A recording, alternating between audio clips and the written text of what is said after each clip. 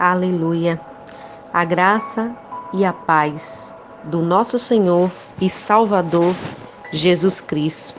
A todos os queridos irmãos e queridas irmãs.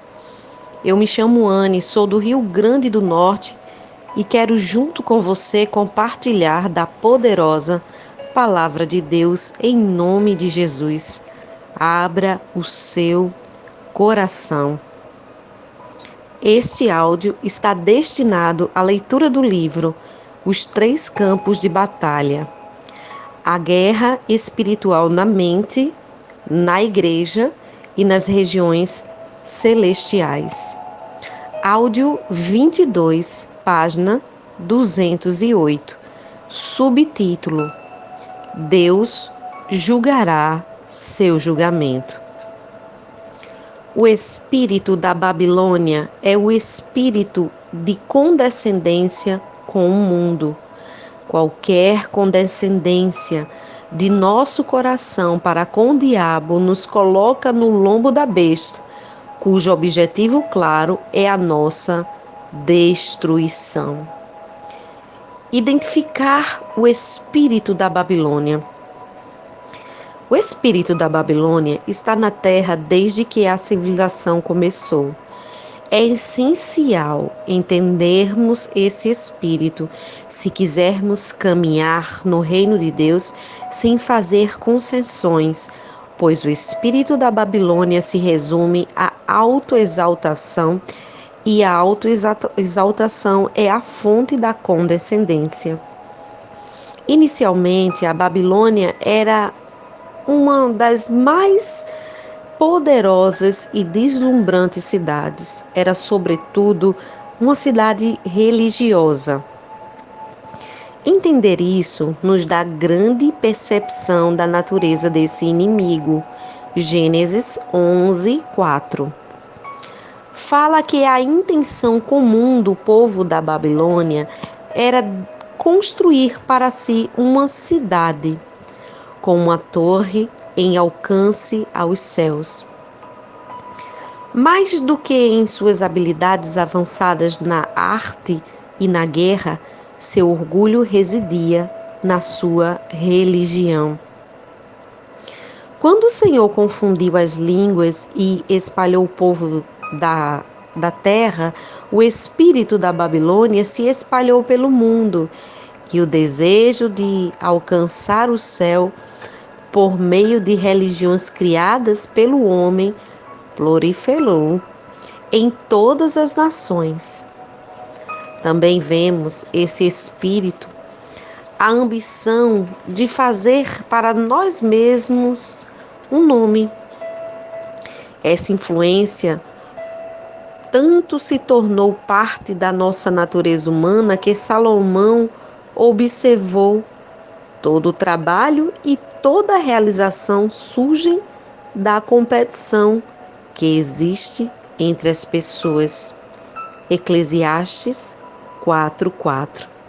A rivalidade e o desejo de fazer para si um nome ainda estão incluídos na natureza do espírito da Babilônia.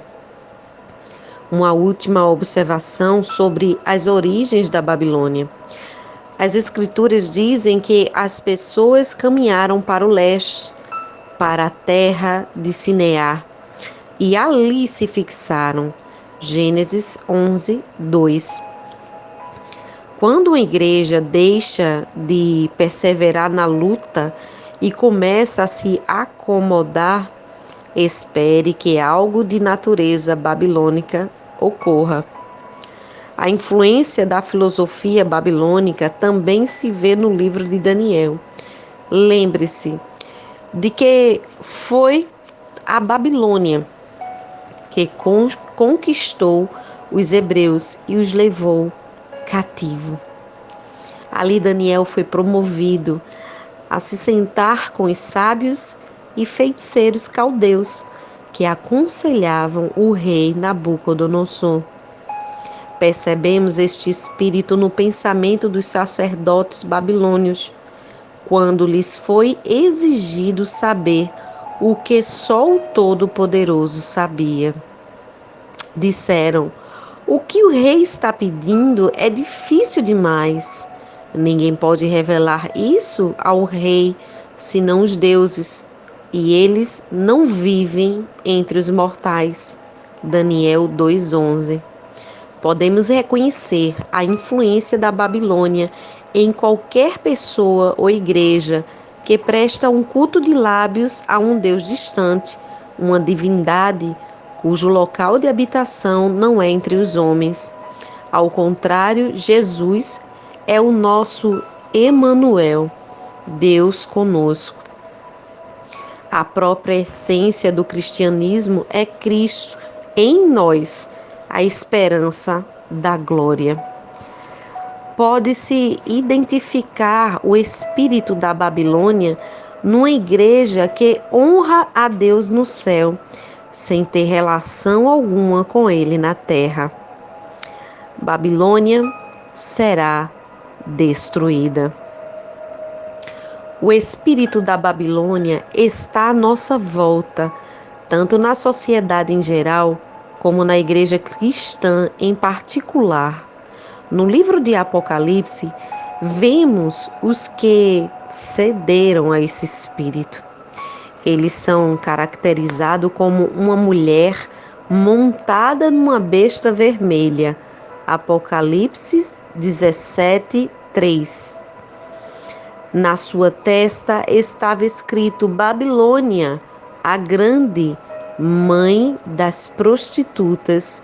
Verso 5. Para discernir o espírito da Babilônia, procure primeiro o orgulho. Nosso nome será famoso. Gênesis 11:4.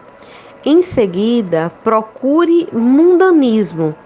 A mulher estava vestida de azul e vermelho e adornada de ouro, pedras preciosas e pérolas.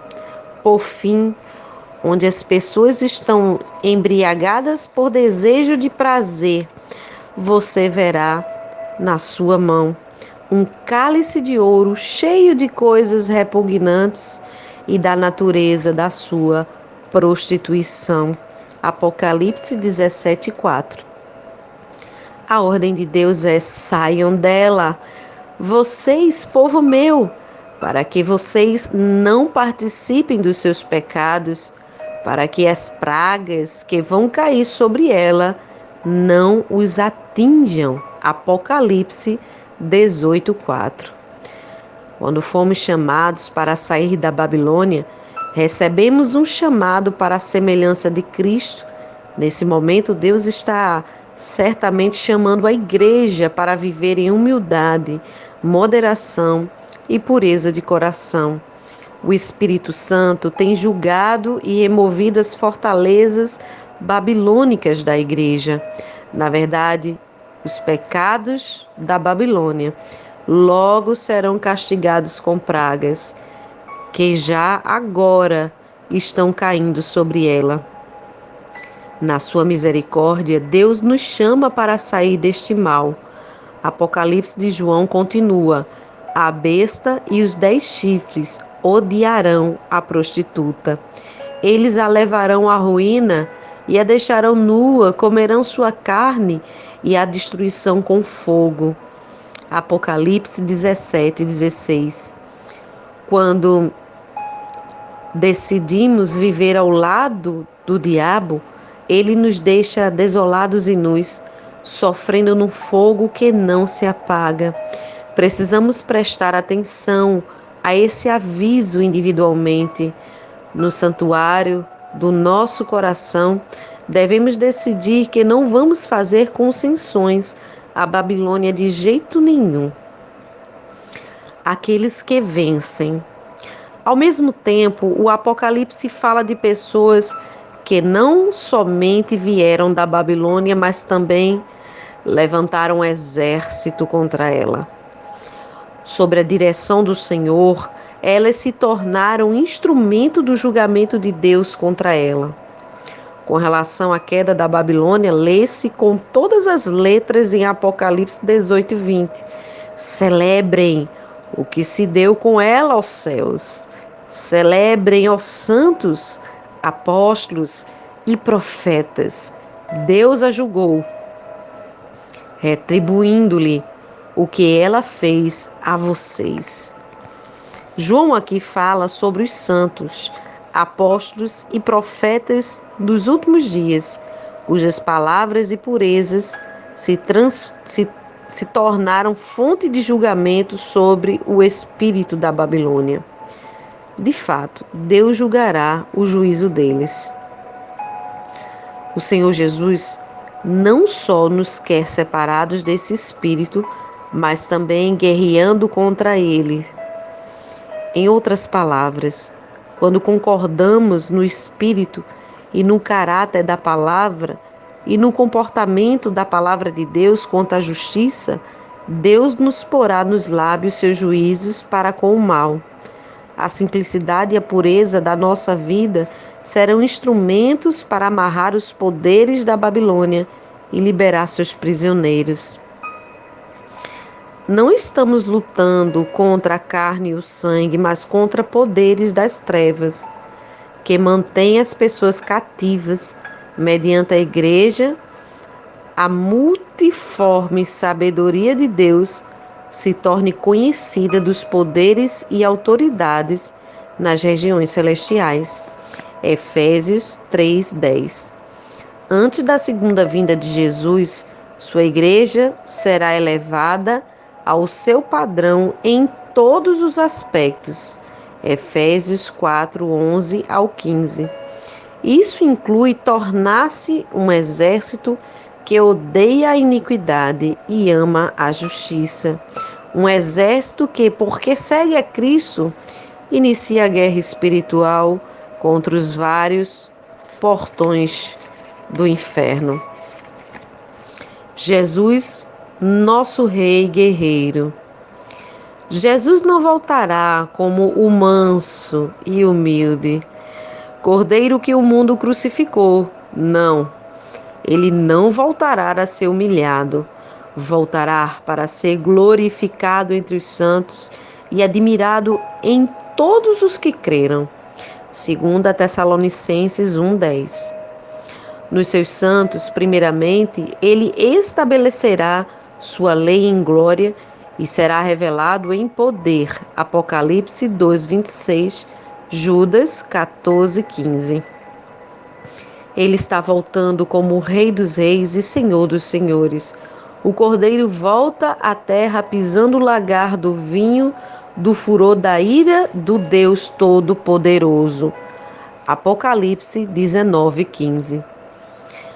Falando por meio do profeta, o Espírito Santo diz: o Senhor sairá como homem poderoso, como guerreiro despertará seu zelo, com forte brado, e o seu grito de guerra triunfará sobre os seus inimigos.